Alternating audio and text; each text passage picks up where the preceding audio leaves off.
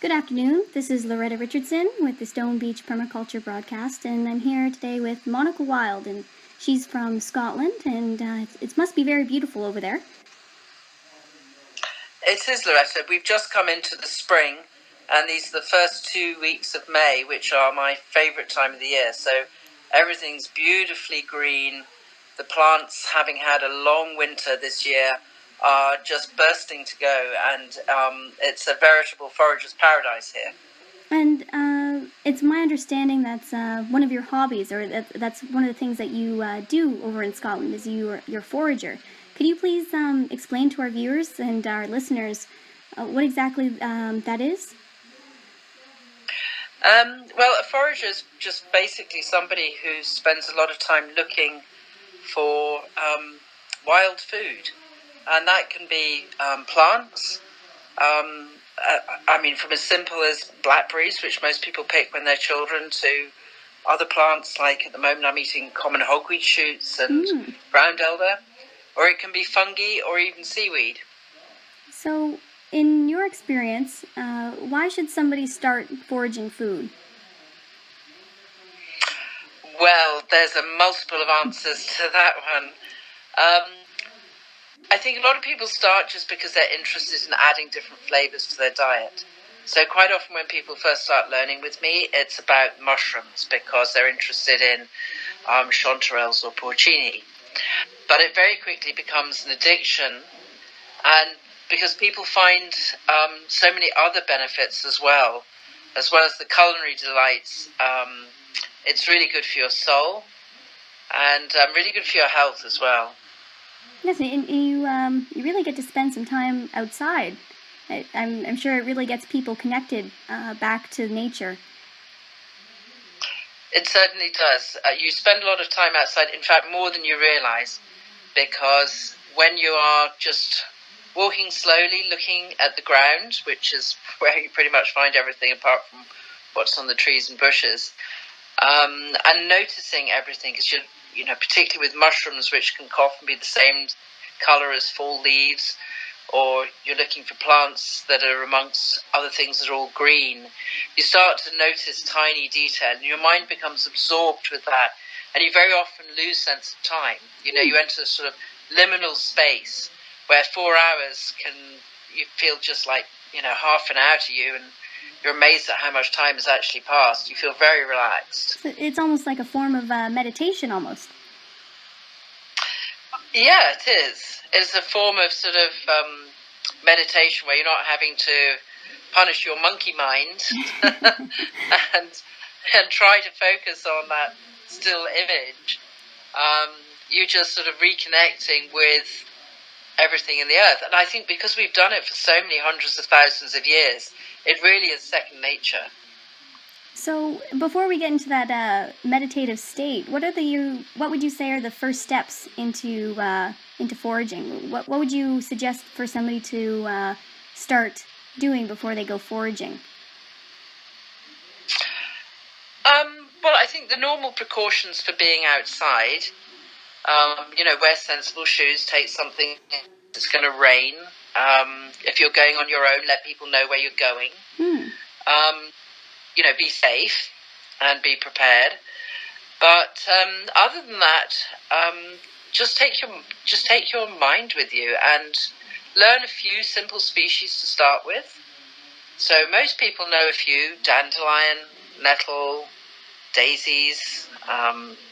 Most people know a few edible weeds. And don't try to master it all at once. Just add, one a week to your repertoire, and very quickly it'll build up and you'll become more confident. And you sort of went into my my next question, which was, what do you take out with you when you go foraging? Would you suggest like maybe a garden trowel or? Well, I normally take a penknife. Mine has a little brush on the end of it, which can be quite useful, and a basket to put the things in.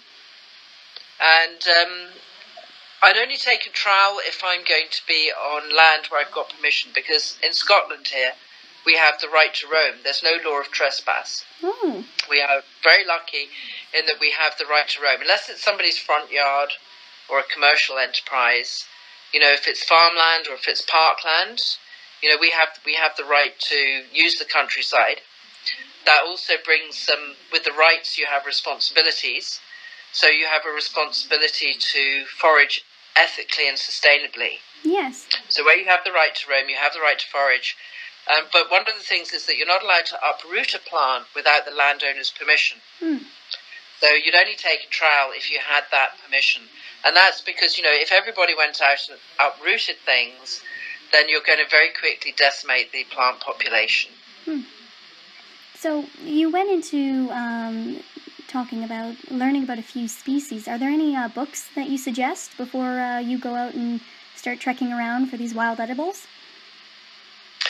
Gosh, there's lots of books out there. First of all, you need to have books that are good for identification. So, very often there's lots and lots of mainstream publishers that do that. Over here, there are people like, Collins or Dorling Kindersley, and they'll give you field guides to the plants in your area, to wildflowers in your area, to wild herbs in your area, to fungi in your area. Those are field guides. But the field guides won't often tell you what's edible. They'll tell you how to identify a plant and tell you about its edibility. So when you're looking at edibility, you need to look at a book written by foragers. Now, I was trying to think of ones that would be more relevant to your readers, because obviously I have a lot that have been written by people here in the UK and Scotland. And there's a huge range. So, for instance, there's, just having a look at them here, the classic one in the UK was by Richard Mabey, called Food for Free. One I recommend to people to start with is Ian Burroughs' Food from the Wild. Over in the States, you've got other foragers, people like Steve Wildman Brill, who's written various books, and Pascal Baudard, who did The New Wildcrafted Cuisine and The Wildcrafting Brewer. I also have another one called The Wild Table by Connie Green and Sarah Scott. But possibly one of the best places to start is that there's an association for people who teach foraging called the Association of Foragers. I can give you the website if you like. It's foragers-association.org. And there's a lot of people listed there, including people in the States and people in Canada, Australia, New Zealand, many parts of the world. And any of those people listed there, if they've published a book, it's going to be a good quality book. So worth looking in your area for people who teach in your area and seeing what books they've written. Because on Amazon, if you type foraging book, there are lots and lots now. It's enjoyed a renaissance. And is there any renditions that you'd probably stay away from? You're saying that they should be written by a forager. Would you prefer to buy a book that was by a professor in the study, or? I don't think it necessarily has to be a professor, but one of the things about both ebooks and the internet these days is there's a lot of misinformation, even about wild foods and things, because people tend to jump on the bandwagon when things become fashionable again. So what I would say is, whether you're reading something on social media or the internet or looking for a book, look up the author. And if the author has a website and you can see that they're very active in that area, decide whether or not you trust them. But, if the author has no other presence on the internet, doesn't really seem to exist except that they're just a name, then it could just be, people who've regurgitated and put together information that won't necessarily be particularly accurate. And it is my understanding, because I did go to your blog, and it's at, I believe, monicawilde.com, and our listeners can freely go and check out her beautiful blog. And on there, I read a lovely article about wild food and nutrients. And you talked about how back maybe a few hundred years ago, we were eating many different plants, many different maybe seasonal plants, wild plants, and they were all very nutrient dense. And now we're not really doing so much of that. Can you tell us a little bit about that article? Yes. Well, I think you have to really go back quite far. So, as Homo sapiens, as species of human Homo sapiens, we've been around for about 300,000 years. But before us was Homo habilis that we descended from, and humans of different species have been cooking for about 1.5 million years, which is quite astonishing, really, when you think about it. And which means that sort of for a very, very long time we've been hunter-gatherers. And that means living by the seasons and living, with what's out there. Farming was only invented about 8,000 years ago and only really adopted in Europe about 5,000 years ago, so relatively recently. So for most of our evolution, we were eating seasonal foods. And when a lot of people think about seasonality, they tend to think of it just as, are strawberries in season right now, or being flown in from Spain or Mexico, or, is asparagus in season now, or is it being flown in from Peru? So, but it's actually more complex than that, because if you think about it right now, where would you get wheat? If you were gathering wild wheat grains, you would harvest them at the end of July or beginning of August. You'd probably save them up because there were still other things to eat, and you'd eke them out over the winter. But by January, February, when you got to the end of the winter, you'd have eaten them all up. So you would naturally have had a gluten-free period from the end of February through to the end of July. So wheat has a season. Milk has a season. Dairy foods have a season. So seasonality is really about entire food groups and not just about, paying a lip service to certain vegetables. And nowadays what's happened is that I think it's something like 50 or 60% of the entire global calorie intake on a daily basis comes from just 3 species: wheat, corn and rice. And they're all winter species that we really shouldn't be eating all year round. And about 80% only eat 8 species. Now, the hunter-gatherers, what they found is that people would have been eating somewhere between 250 and 350 species over the course of a year. So you can see if we evolved to eat around 300 species, and now we're only eating 8 or a dozen, that's a very, very big change in our diet. And that a nutritional value as well would be affected by that, wouldn't you believe? Or I do believe that, yes, because we quite simplistically think of most of our nutrients in terms of the basic vitamins and minerals. So vitamins A, the B's, C, D and E, iron, calcium, magnesium, some trace elements. But when you start to look at the phytochemistry of plants, there's a lot more going on. I think turmeric root, because it's been very popular in the supplements industry recently, has been very well analysed. And they found over 285 different compounds. Now, if you said, just to make the maths easier, that each plant might have 200 unique compounds, that means that if you eat 10 plants, you have 2,000 compounds. And if you eat 100 plants, well, that's 20,000 different compounds. And what they're finding out now is that when it comes to protecting us against things like cancer and aging, that antioxidants are, hugely important. There's also things like enzymes. Broccoli became in fashion because the enzyme myronase helps to protect against cancer. And that's just one plant enzyme working in that particular species. But think of all the ones that we're missing that we don't even have now.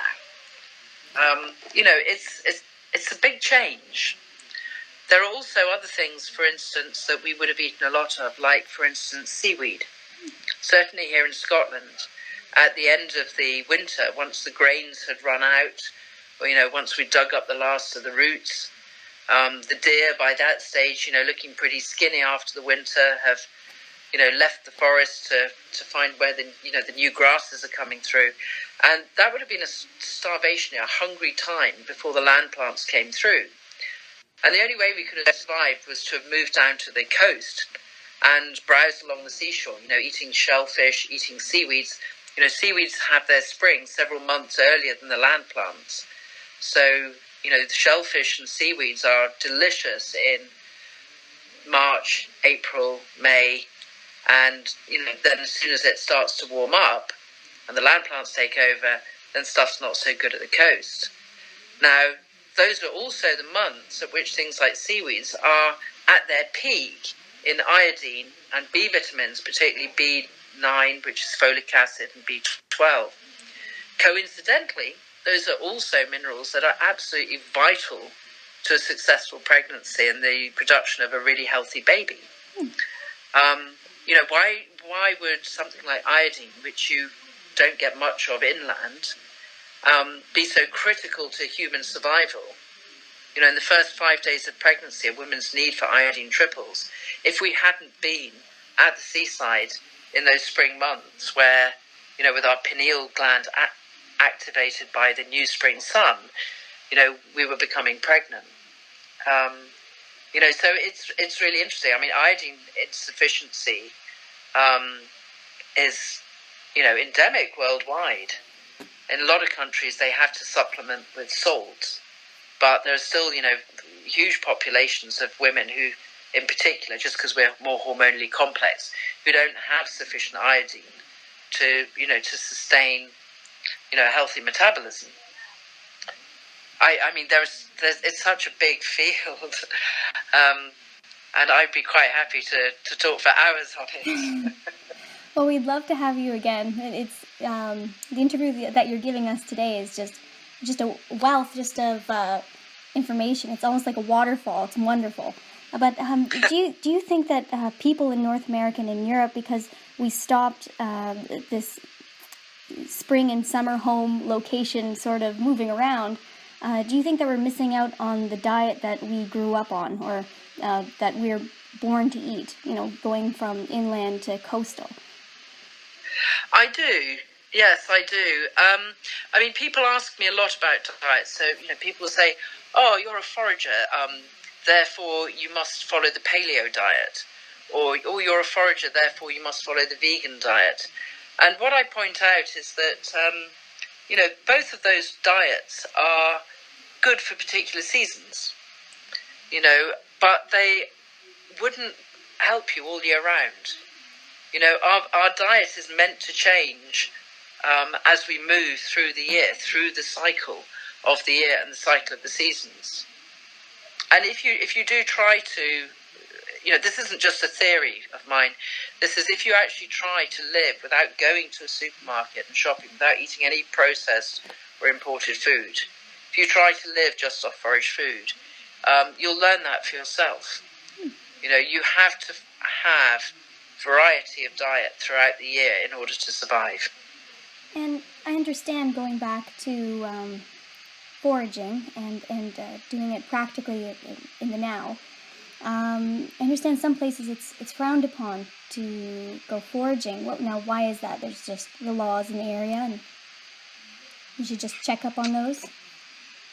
I think there's a variety of reasons. I think civilization, in inverted commas, has made people a little scared of the wild and wild people, who don't necessarily conform.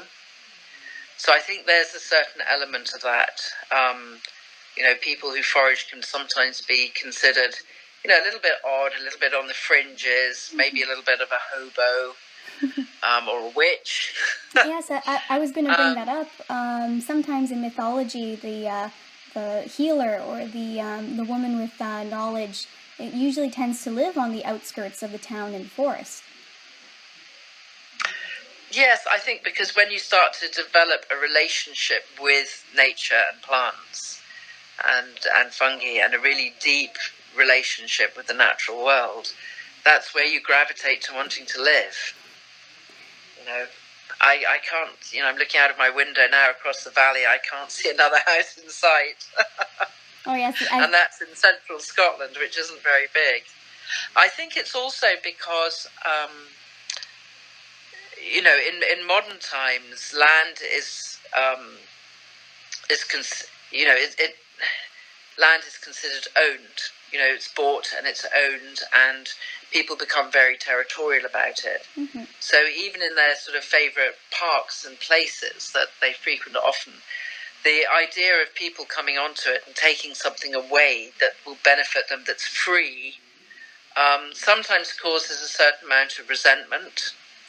I can often tell from the tabloid newspapers when they think it's autumn, because there'll be some scare story about people raiding the forest for mushrooms. You can go to so many forests, and there's food going to waste. And people very rarely complain about people overpicking nettles or overpicking chickweed. But there are certain species which are seen as high-value species, porcini or chanterelles, and people get quite exercised at the thought of them taking that. But on the topic of those mushrooms, wouldn't it be hard to over-harvest them, because the mycelium root of them extends quite deeply? Yes, and after all, the mushroom is just the reproductive organ. So the body of the mushroom is below the surface of the soil, or if it's a saprophytic mushroom, it's inside the tree. And we tend not to think of it as the body because it's made up of, thin, white, mainly white, but sometimes black, fibers. It's a very fibrous structure. So to us, it looks more like roots. We think of it as roots. But in actual fact, the mushroom's body is that, because we have a digestive system that's enclosed, so we secrete enzymes into our food internally, whereas fungi, they secrete digestive enzymes into their food, which is externally, so they have to be more fibrous. But the mushroom itself is just the reproductive organ to produce fruiting, bodies. And if you pick it, it has no effect on the actual mycelium itself in any way at all. So the damage that's done... Sorry? Oh, sorry. Keep on going about the mushrooms. Well, the damage, when damage is done to a fungi, it tends to be through trampling or raking or digging up. And I've seen far more damage done to beautiful areas of mushroom countryside by people, by rangers putting down tarmac for cycle paths, or people clear-cutting in forests and not leaving mother trees intact, than I've ever seen from, a group of foragers going out and picking a basket of mushrooms for their tea.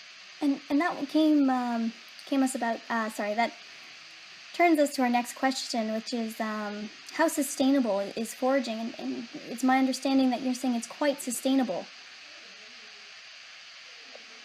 It depends on the way that you do it. I always teach people that to approach it sustainably, you should just take what you need. So don't be greedy. Don't be wasteful. Don't pick more than you need and then throw it away. But also, you need to get to know your own area intimately. The areas that you go to, get to know them intimately. Walk around them when you're not foraging, because you might find that there's a plant in that area that's quite rare, and in which case you shouldn't pick it. Some people say that there should be a rule, like you pick 1/3 and leave 2/3. Yes. Well, that's fine if there's an acre of it, but it's not fine if there's only 3 plants. Yes.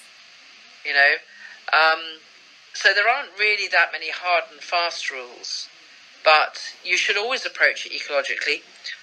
From one angle, it's you have to remember that not only other people harvest, but also other animals, other insects, other species, the birds. If you take all the berries, the birds will have nothing to live on in the winter.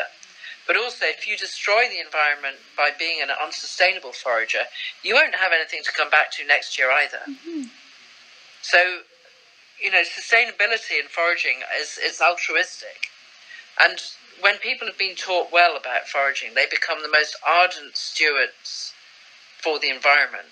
They really do. They are the people who notice the smallest changes in their environment, who love that earth, who love the woods that they go to. So they become sort of a conservationist. Yeah, but conservationists which include humans, not the type of conservation that excludes humans. Mm-hmm. Where it becomes unsustainable is where it starts to be seen as some sort of fashion trend by bigger corporations, who then decide that they want to, put foraged ingredients into their drinks or their fast food burgers or whatever, and then they start to demand quantities on a scale that is not sustainable, without actually then entering programs to manage the wild habitats. I wouldn't say farm, but manage habitats. So, habitats can be managed to give very, very high yields. Stewarded, forested, managed. And it's one thing that if you're a very small craft beer company or a small craft gin company and you want to go out and forage in your area and take some wild botanicals. But it's another thing if you're a huge company and you're wanting, somebody asked me recently if I would go and pick 150 kilos of gorse flowers. And the answer was no. Not that in this particular case that gorse is particularly endangered or that it couldn't be done sustainably, but because they also have very, very sharp prickles. So this will be our last question, and is there any healthy way that we can promote foraging near us, other than maybe just talking about it on a radio show? Or I think for a lot of people, it's they need to actually be hands-on. So the best thing to do is to actually go out and do a bit of it. Find a teacher or a senior person and go out with them. But also start to incorporate things in your cooking on a small basis. Particularly at this time of year, you can add a few wild ingredients to a salad or a tabbouleh, which is really nice. You can spend weeks experimenting just with nettle, for instance.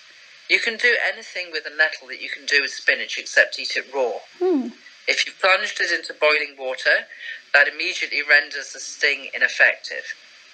So you could try a nettle and wild garlic soup, or you could steam it and then put some creme fraiche and some black pepper and nutmeg through it and have creamed nettle. You could put it into a quiche and have a nettle tart. You could wrap it up in phyllo pastry with a little goat's cheese and make some, tasty starters. You could mix it in with flour and egg and make your own nettle pasta. You could juice it. You can make tea out of it. There really is, no end to it but your imagination. Well, so start with something simple and just do it. Well, thank you so much. That was Monica Wilde, and you can find her at www.monicawilde.com. I believe that's right, correct? Yes, that's right. And she had joined us courteously all the way from Scotland, and we thank you again for being on the show. Well, thank you very much for inviting me. Happy foraging. Thank you very much.